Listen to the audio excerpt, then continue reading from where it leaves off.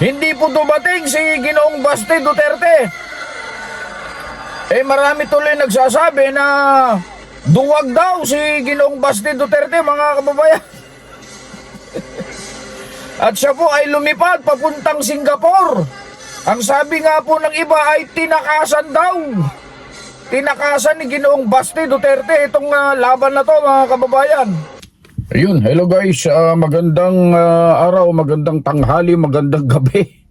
Magandang umaga po sa inyong lahat. Anumang oras kayo datnan ng ating content na ito, ng ating video na ito. Ayun, bumabati po ang inyong lingkod. Higit sa lahat po ay binabati po namin lahat po ng aming mga kapatid sa buong mundo ng happy 111th year anniversary po sa inyong lahat. Ayun, at katatapos ng ating kampanin kaninang umaga. At eto nga mga kababayan, rekta na tayo.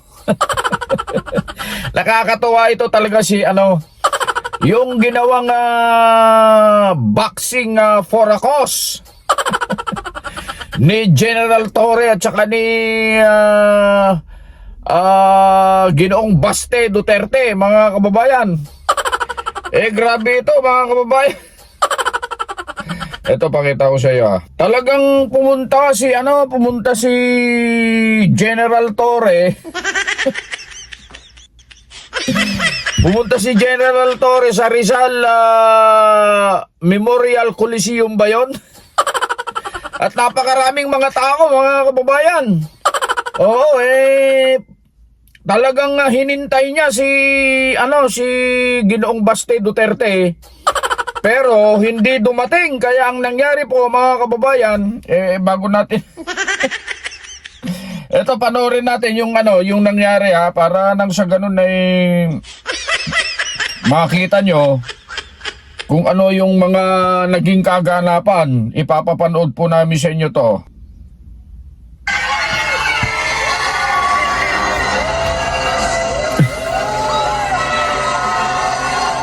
Ayan, ang daming tao, mga kababayan, na pumunta. Ayan, napakaraming tao. Talaga naman. Grabe. Talagang tinutuo ni General Torre. Mantakin mo, nag-insayo talaga yan. Kahit umuulan, nag-jogging sa Camp Crame. Talagang pinaghandaan niya, nag-effort talaga, mga kababayan, para lang matuloy. Matuloy sana ang boxing for a cause na yan para po sa mga nasalanta. Ang kaso, mga kababayan,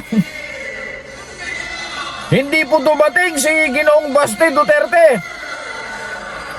Marami tuloy nagsasabi na duwag daw si Ginoong Basti Duterte, mga kababayan.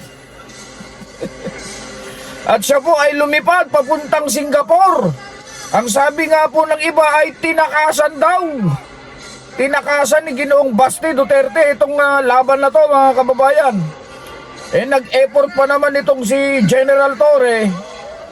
Naghanda, nag-training, nag-practice para lang sana mapagbigyan yung hamon ni Ginoong Basti. Pero hindi naman siya sumipot, mga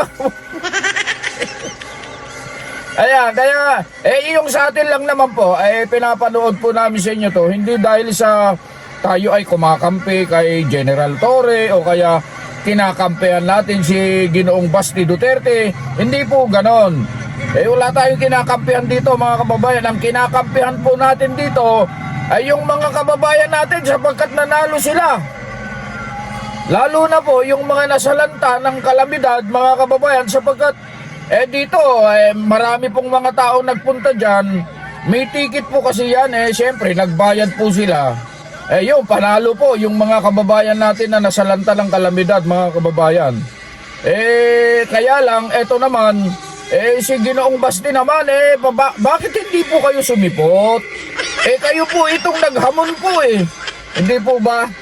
Dapat kayo po ang naghintay sana at naunang dumating sa venue at hindi yung hinamon nyo sapagkat kayo bang unang naghamon po Hindi po ba mga kababayan? Ito ay opinion lang naman po natin. Ito lang naman po masasabi natin.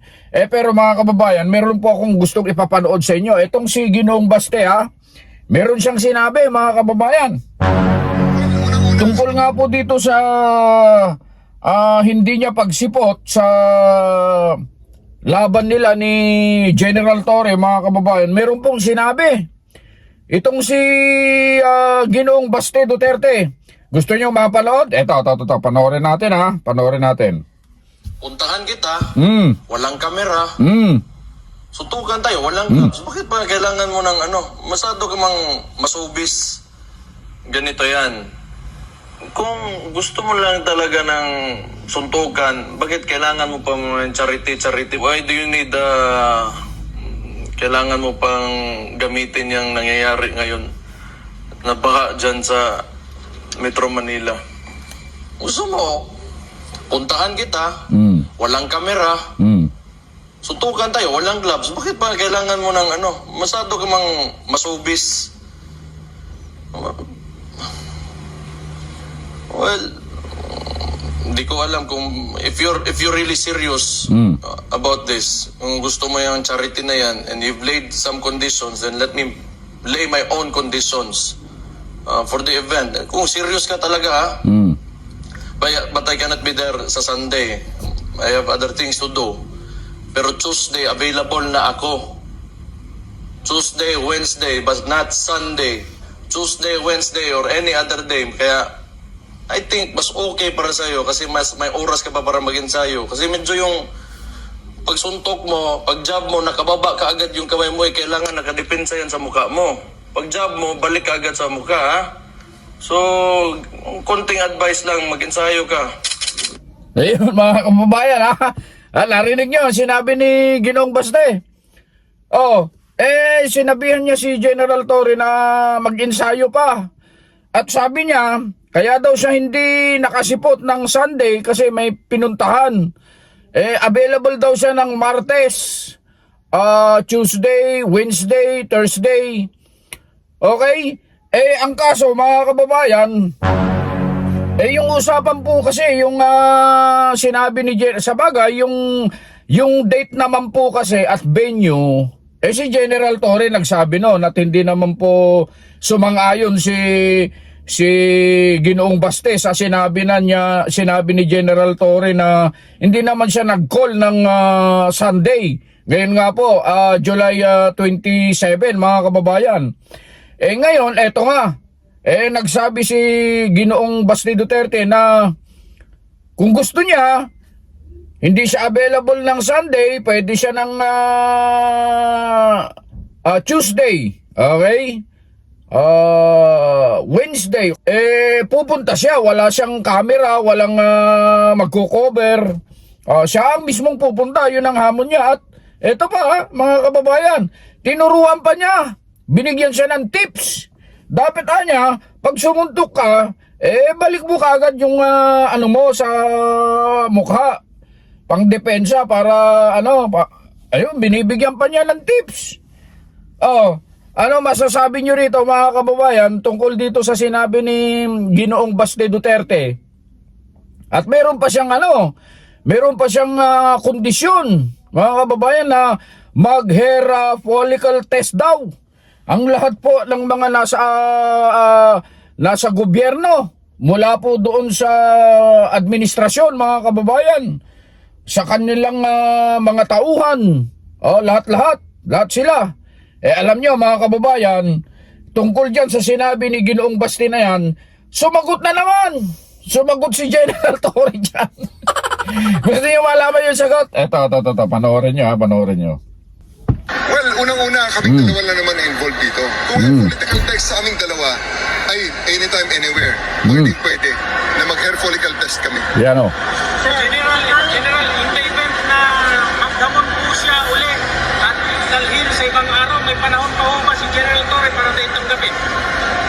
Nakita niyo naman, napakalaki naman ng ating effort at pagod na inilagay dito. At I don't think na he is worth responding to at this point in time. Parang hayaan mo na natin siya sa kanyang mundo. hindi na ako tatanggapin kung imumove niya sa ibang araw. Sabihin niyo lang at patino natin kung ano yung sasagot natin yan. Pero I don't think really that there's still logic in anything that he's saying anymore. Parang yun nga eh. Ang credibility kasi parang, di ba? Maloko mo ako ng isang beses, shame on you. Pag niloko mo ka ng 2 beses, shame on me. At kaya nga nagtataka ako anong klaseng mga supporters meron siya na alam nilang nanluloko lang ito, nagpapaloko na rin lang sila. Tuwang-tuwa naman sila, niloloko sila. So, hindi naman tayo obrador. Hindi tayo sali sa mga tao ngayon na pwede niya lokohin all the time. So, General, sino ito na po yung ulit magtanggap niyo sa hangin? I think so. Yeah, marami akong ibang trabaho and he's really not worth responding to. Yun naging tugon ni General Torre, mga kababayan. Sabi ni General Torre, nag-effort naman talaga. Yun nga, nakita naman natin sa news. Nag-jogging pa kahit umuulan. Talagang pinaghandaan. Pagkatapos hindi sisiputin, hindi na niya worth it na pag naluko mo ako ng minsan na hindi ka na makakapangalawa. Ibig sabihin, parang yung logic na pag nagsabi pa ng isa pang pagkakataon, hindi na maniniwala itong si General Torre, mga kababayan, doon sa sinasabi ni Ginoong Baste. At yung tungkol naman po sa hair follicle test na sinasabi natin kanina, yun nga po, mga kababayan, sila lang naman daw dalawang nag-uusap, willing naman daw anytime magpapa-hair follicle test si General Torre, silang dalawa, para lang sa ganun ay maalis yung kanyang agam-agam tungkol dyan. Kaya lang, dalawa lang sila lang daw naman ang nag-uusap. At ang tungkol naman dun sa tanong na kung mag-i-schedule pa ng ibang araw si Baste, si Ginoong Baste, tatanggapin pa ba ni General Torre? Medyo medyo hindi na sumagot ng direktsahan na katulad nung una si General Torre, sapagkat eto nga, sabi pa nga niya, nagpatutsyada pa na ito ay isang uri ng panluloko ito. Sabi niya, nagtataka nga ako, sabi niya, sapagkat yung mga sumusuporta sa kanya, naniniwala sa mga panlulokong ginagawa niya. Katulad niyan, ayan, naloko tayo. Naloko tayo. Hindi siya sumipot. Yung mga supporter niya, pumapayag sila na maloko niya sila. Parang galon yung gustong sabihin ni General Torre, mga kababayan. Itong sandaling ito, sana, nagkaalaman na sana, mga kababayan. Kaya lang, hindi po natuloy. Titingnan natin. Sabi naman ni General Torre, magsabi lang siya, pero pag-aaralan, sabi ni General Torre, yung kanilang isasagot tungkol dyan kapag halimbawa pa ay humingi ng isa pang pagkakataon o ibang araw ng kanilang pagsusuntukan nitong si Ginoong Baste at saka si ni General Torre, mga kababayan. Grabe. Itong mangyayari sana ito, mga kababayan, yayanig sana ito sa buong mundo Kasi for the first time, sa unang pagkakataon, sa kasaysayan ng Pilipinas, mga kababayan, ngayon lang mangyayari na may hinamon na isang chief PNP at hinamon ng isang Duterte ng suntukan, mga kababayan, pero hindi po natuloy. Aabangan natin yan sa mga susunod na mga pagkakataon. Beno, mga kababayan, yun lang ang aming maipararating sa inyo. At eto, paki-comment nyo naman sa ating comment section, totoo ba? Katulad nung sinasabi ng mga kababayan natin na naduwag daw si Ginoong Baste. Totoo ba na bumahag ang buntot at tinakbuhan yung boxing nila ni General Torre kaya pumunta ng Singapore? Paki-comment nyo naman sa baba. At ang isa pang tanong dyan, mga kababayan, kung sakaling re-reschedule pa ng ibang match o ibang araw ng suntukan, papayag pa kaya si General Torre natanggapin ang hamon ni Ginoong Baste Duterte katulad nung sinabi niya sa interview? na ibang araw? Paki-comment naman sa baba. Beno, muli po ang inyong lingkod, Just Vlog. Bumabati po sa inyong lahat, Luzon, Visayas at Mindanao, at sa lahat po ng ating mga kababayan dyan sa abroad, na patuloy po na tumatangkilik, nagtsitsaga, nanonood, nagko-comment, nagla-like sa ating mga videos. Magandang araw, magandang umaga, magandang tanghali, at lagi po kayong mag-iingat sa inyong mga paggawa.